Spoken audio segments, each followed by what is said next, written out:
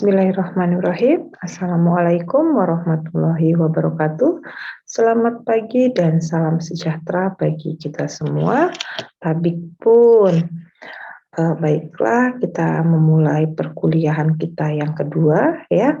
Pada perkuliahan kita yang pertama kemarin kita sudah membahas tentang karakteristik dari tanaman sayuran ya, di mana kita membahas tentang tempat hidup tanaman sayuran, kemudian jenis-jenis tanaman sayuran berdasarkan bagian yang dimakan ya. Kemarin saya salah menyebutnya organ ya.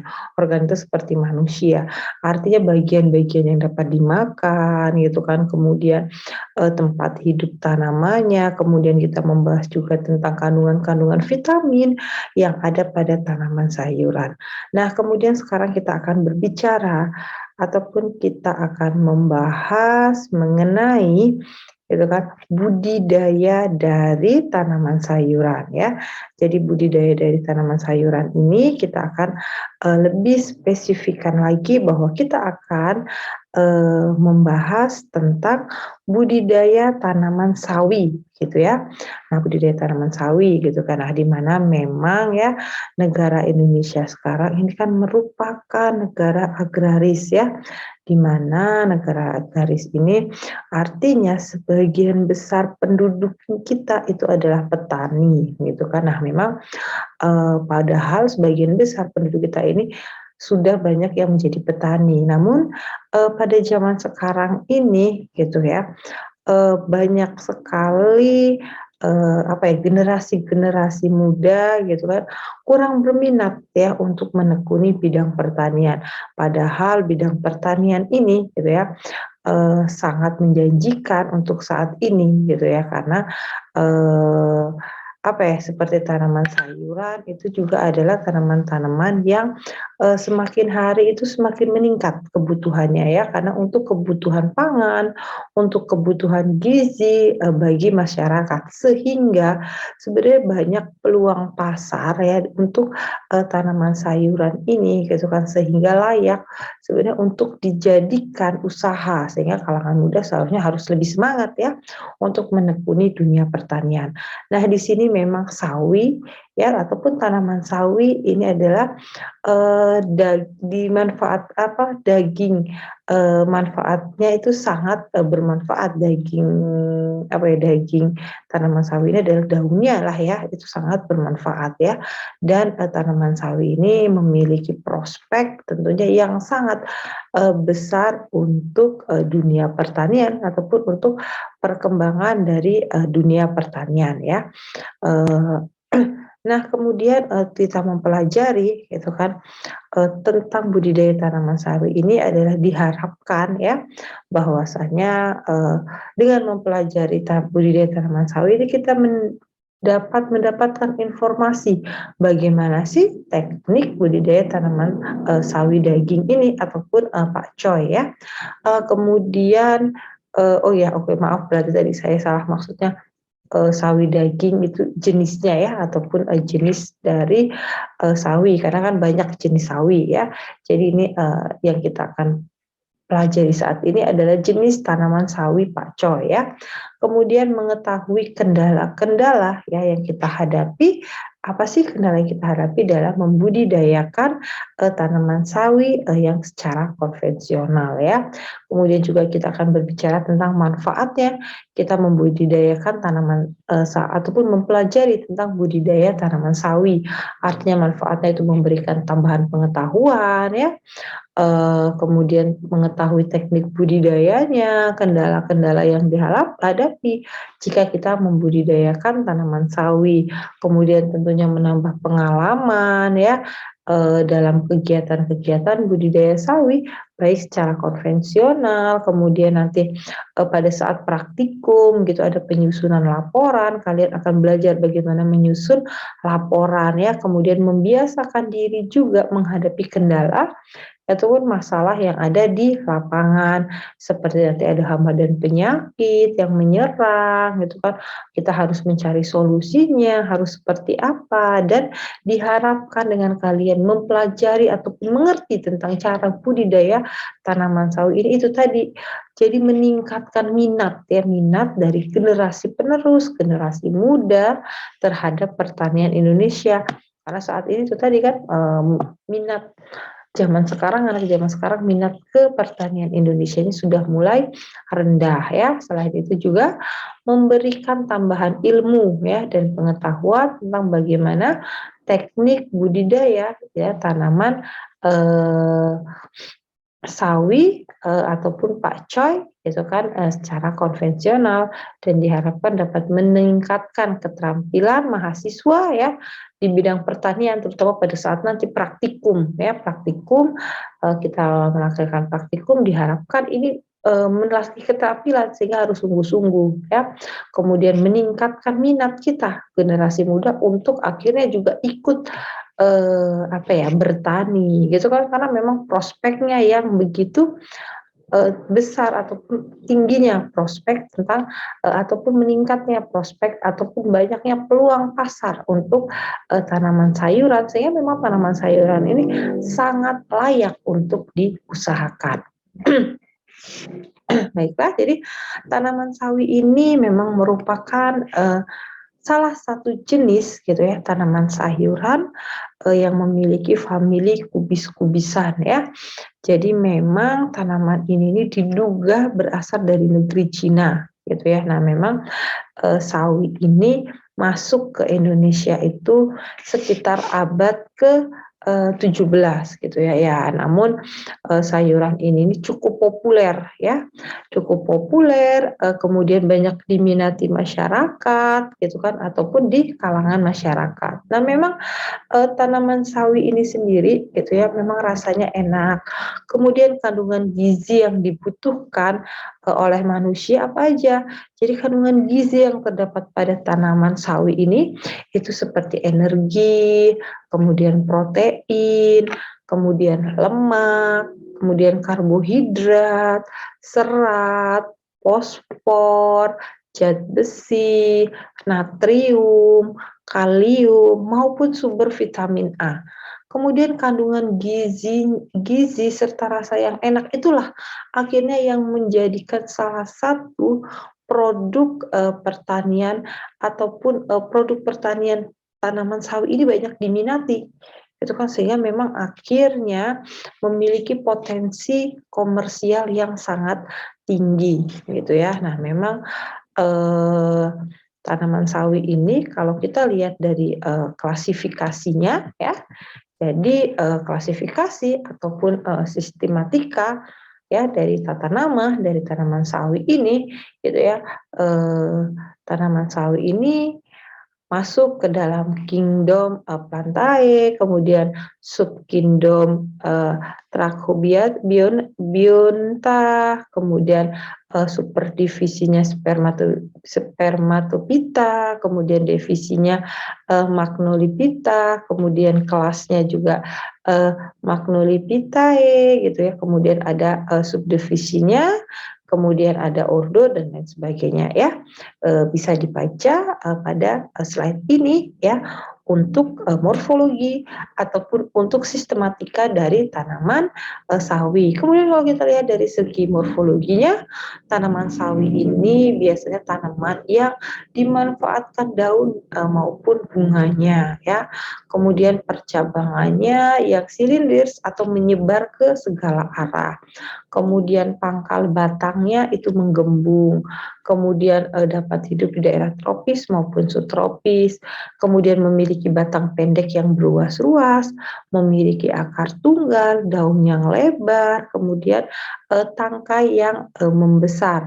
Kemudian jarak tanam yang digunakan itu biasanya 25 kali 20 ya. Nah, memang tanaman sawi ini sendiri ya itu merupakan tanaman sayuran ya dari keluarga Brassicaceae ya, ini mempunyai nilai guna yang sangat tinggi. Nah, memang tanaman sawi ini mempunyai batang yang pendek itu tadi ya, kemudian batangnya berruas-ruas ya, sehingga tidak kelihatan gitu, karena memang batang sawi ini dapat berfungsi itu sebagai alat pembentuk maupun penopang dari daun ya. Sedangkan daun sawi ini ya bertangkai panjang gitu ya, dan berbentuk pipih gitu. Nah, memang tanaman sawi ini itu tadi kan saya katakan memiliki akar yang tunggang gitu kan. Kemudian cabang-cabang akarnya itu bentuk berbentuk atau bentuknya bulat panjang atau silindir gitu kan. Kemudian menyebar ke semua arah ya. Biasanya memiliki panjang itu kurang lebih 30 sampai dengan 50 cm gitu kan. Nah, kemudian akar-akar dari tanaman ini mempunyai fungsi, yaitu dia menyerap air, kemudian zat makanan, kemudian nutrisi dan larutan hara ya, serta menguatkan ataupun akar-akar juga berfungsi untuk menguatkan berdirinya batang dari tanaman. Nah, memang tanaman sawi bukanlah tanaman asli dari Indonesia ya. Namun tanaman ini tanaman yang berasal dari benua Asia. Nah, oleh karena itu memang Indonesia ini mempunyai iklim, cuaca dan tanah yang sesuai ya dengan ataupun sesuai untuk budidaya tanaman sawi, sehingga tanaman sawi ini dapat dibudidayakan di Indonesia begitu. Karena memang tanaman sawi ini mempunyai syarat tumbuh begitu kan. Walaupun dia dapat tumbuh di iklim tropis maupun subtropis gitu kan. Nah, memang syarat tumbuhnya dapat juga ditanam di dataran rendah maupun di dataran tinggi. Nah, memang daerah yang ataupun daerah penanaman yang cocok gitu kan, dimulai dari ketinggian 5 sampai dengan 1.200 meter di atas permukaan laut. Dan memang biasanya ini dibudidayakan pada daerah-daerah yang mempunyai ketinggian antara 1.000 sampai dengan 1.100 sampai dengan 500 meter di atas permukaan laut. Kemudian memiliki kondisi iklim yang dikehendaki untuk pertumbuhan sawi adalah daerah-daerah yang mempunyai suhu antara 27 sampai dengan 32 derajat Celcius ya. Nah, kemudian memang tanaman sawi juga ditanam pada berbagai jenis tanah. Nah, memang paling baik itu jenis tanah yang gembur, banyak mengandung humus, memiliki kadar air yang cukup, kemudian memiliki derajat keasaman atau pH yang optimum untuk pertumbuhan tanaman sawi. Artinya pH-nya adalah berkisar antara 5 sampai dengan 7 gitu ya. Nah, memang budidaya tanaman sawi ini sendiri gitu kan harus disesuaikan dengan syarat tumbuh yang sudah syarat tumbuh yang tersedia begitu, syarat tumbuh yang mengikuti syarat tumbuh yang diinginkan dari tanaman sawi itu sendiri gitu kan. Artinya dari segi iklimnya, cuacanya, tanahnya, serta ketinggian tempatnya begitu kan. Nah, selain itu juga gitu kan tanaman sawi ini ya memiliki manfaat atau memiliki kelebihan-kelebihan gitu ya. Nah, di mana tanaman sawi ini memiliki nilai ekonomi ya, di mana nilai ekonomi ini juga dapat dijadikan sebagai sumber mata pencarian. Itu tadi kenapa dapat dijadikan sumber mata pencarian, karena memang tanaman sawi ini memiliki nilai ataupun berpeluang, memiliki banyak potensial ya, memiliki peluang bisnis, peluang potensial secara ekonomi gitu kan, sehingga dapat meningkatkan devisa maupun dapat diekspor ya dengan dengan kita meningkatkan mutu, ya mutu dari tanaman sawi ini, otomatis tanaman sawi ini dapat kita jual ataupun dapat dipasarkan di pasar-pasar yang lebih berkelas seperti supermarket, kemudian ekspor, akhirnya dengan harga yang akhirnya juga relatif tinggi, gitu kan? Karena memang potensi ataupun kelebihan dari tanaman sawi ini memiliki nilai gizi seperti kayak akan vitamin A, vitamin B, vitamin C, vitamin E maupun vitamin K. Kemudian tanaman sawi ini juga banyak mengandung karbohidrat, protein maupun lemak serta mengandung kalsium, kalium, mangan, fosfat, zat besi, fosfor dan lain sebagainya ya. Dan kandungan non gizinya itu pada tanaman sayur ini adalah seperti serat ya. Nah, manfaat dari kita mengkonsumsi tanaman sawi ini adalah selain kita mengetahui manfaatnya, ada tadi memiliki kandungan vitamin yang cukup banyak, kemudian vitaminnya juga cukup tinggi, gitu kan. Tanaman sayuran ini mengandung banyak vitamin C juga, gitu kan. Jadi hampir beberapa ahli juga mengatakan ataupun penelitian-penelitian ada yang mengatakan bahwa memang tanaman sawi ini hampir sama vitamin C-nya seperti jeruk, begitu kan. Nah, kemudian tanaman sawi ini juga memiliki komponen kimia ya sebagai penghambat penyakit kanker. Kemudian dapat menurunkan kolesterol dan menurunkan kadar gula. Kemudian mencegah penyakit gondok. Kemudian serat pangannya itu cukup tinggi dan bisa membantu proses pencernaan. Artinya begitu banyak manfaat dari tanaman sawi ini, gitu kan, sehingga tanaman sawi ini mempunyai prospek yang sangat besar, peluang yang besar untuk dari segi ekonominya untuk kita budidayakan, kemudian kita pasarkan, selain kita juga untuk mengkonsumsinya sendiri, gitu ya. Nah, selain itu ya, memang kita juga harus mempelajari bagaimana teknis tentang budidaya tanaman sawi ya. Jadi ini di sini ada bagaimana teknisnya, mulai dari penanaman, mungkin dimulai dari pembibitan ya, kemudian pembibitan atau persemaian gitu kan. Nah, memang sebelum disebar gitu kan, biasanya benih ini direndam terlebih dahulu ya dengan larutan fungisida gitu kan. Biasanya dengan konsentrasi 0,1%. Itu biasanya kita rendam kurang lebih selama 2 jam ya. Kemudian selanjutnya benih-benih ini kemudian disebar merata ya. Disebar merata pada wadah-wadah persemaian, bisa nampan, bisa polybag kecil-kecil gitu kan. Nah, kemudian setelah kita nanti sebar ya di wadah-wadah persemaian gitu. Nah, sebelum sebar kita juga harus memperhatikan media semainya. Jadi media semainya itu tebalnya itu kurang lebih ya 7 cm gitu kan. Kemudian disiram lembab, kemudian medianya remah gitu kan. Nah, media semai ini biasanya dibuat dari pupuk organik dengan tanah, kemudian perbandingannya biasanya 1:1 gitu ya. Nah, setelah bibit siap tanam itu biasanya pada usia 2-3 minggu hari itu setelah semai, bibit ini sudah siap ataupun sudah berdaun sekitar 3-4 daun begitu kan. Nah, sehingga dia sudah siap untuk dipindah tanamkan. Nah, sebelum dipindah tanamkan artinya kita harus menyiapkan media tanam terlebih dahulu begitu kan. Menyiapkan media tanam sawi ini dengan memasukkan tanah ya ataupun tanah-tanah humus ya, bahan organik ataupun subsoil gitu kan ke dalam wadah polybag ya, ataupun ke lahan tanaman sawi ya.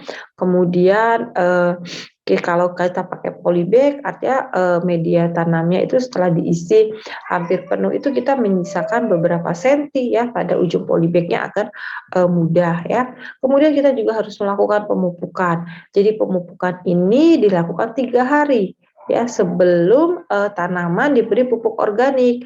Jadi pupuk organik itu seperti kotoran ayam ya yang telah difermentasikan, telah terdekomposisi dengan baik. Biasanya dosisnya itu adalah pemupukan organik itu adalah 20 sampai dengan 40 ton per hektar ya. Ataupun 2 minggu setelah tanam itu akan dilakukan pemupukan urea itu ya.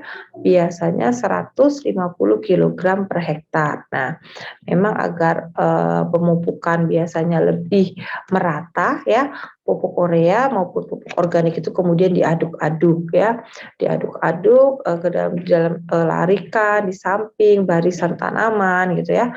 Ya, kemudian selanjutnya ditambahkan pupuk cair ya. Eh, agar pada usia biasanya 10 sampai dengan 20 hari setelah tanam. Nah, baru dilakukan penanaman bibit itu umur 2 sampai 3 minggu setelah semai ya, setelah berdaun 3 atau 4 helai. Kemudian dipindahkan ke dalam lubang tanam tersebut ya. Nah, baru kita lakukan pemeliharaan, kemudian kita lakukan pengendalian UPT-nya begitu ya. Baru sampai dengan tanaman siap panen. Nah, mungkin demikian ya yang dapat saya sampaikan pada pertemuan kali ini, gitu kan. Kita akan bertemu lagi pada pertemuan selanjutnya. Oh ya juga, kemudian saya juga lupa menjelaskan, mungkin saya juga akan meminta maaf karena PPT yang saya gunakan memang bukan PPT saya, jadi saya dapatkan dari internet. Jika memang saya tidak menyebutkan sumbernya, itu kan saya mohon maaf karena memang ini biasanya digunakan hanya untuk proses belajar mengajar bagi mahasiswa, tidak untuk apa ya dipublikasikan dan saya akui sebagai milik saya begitu ya. Terima kasih kepada pemilik PPT yang mungkin tidak dapat saya sebutkan dan mohon maaf jika saya belum dapat menyebutkan PPT tersebut. Baiklah, mungkin demikian ya dari saya untuk pertemuan kita kali ini. Saya akhiri, wabillahi taufik wal hidayah. Wassalamualaikum warahmatullahi wabarakatuh.